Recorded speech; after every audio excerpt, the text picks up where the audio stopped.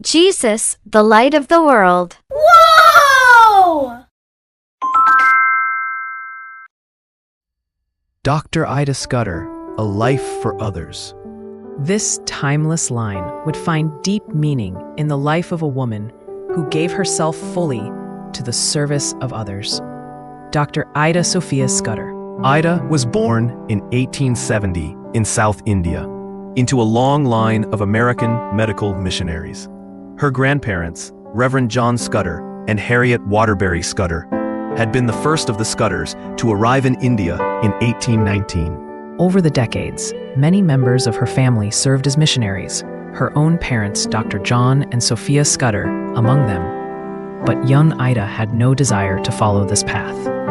She grew up in the United States, receiving her education there, and dreamed of a comfortable life, far away from the heat, poverty, and suffering she had seen in India. The night of the three knocks. In 1890, while visiting her parents in Tindivanam, South India, a night came that would change her life forever. That evening, three men came to her home, one after another, each with the same desperate plea. Their young wives were in obstructed labor. The traditional midwives could not help. They begged for assistance. Ida had no medical training. She suggested her father, a qualified doctor, should go. But strict cultural and religious customs prevented them from allowing a male doctor to see their wives. One was a high-caste Hindu, another a Brahmin gentleman, and the third a Muslim. Each one said the same words. She had better die than have a strange man look upon her face. Ida pleaded with them, offering to assist her father, but each refused. That night, all three women and their babies died. Ida could not sleep. Three mothers had perished within her reach, simply because there was no female doctor. She prayed through the night, torn between her desire for life in America and the deep conviction that God was calling her to serve the women of India. The next morning, the sound of the tom-tom drum in the village announced the deaths.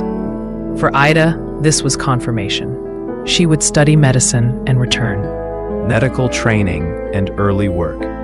Back in the United States, Ida entered Cornell University Medical College, graduating in 1899 as part of its first class to admit women. In 1900, she returned to Vellore and opened a one-bed clinic in a room of her parents' bungalow.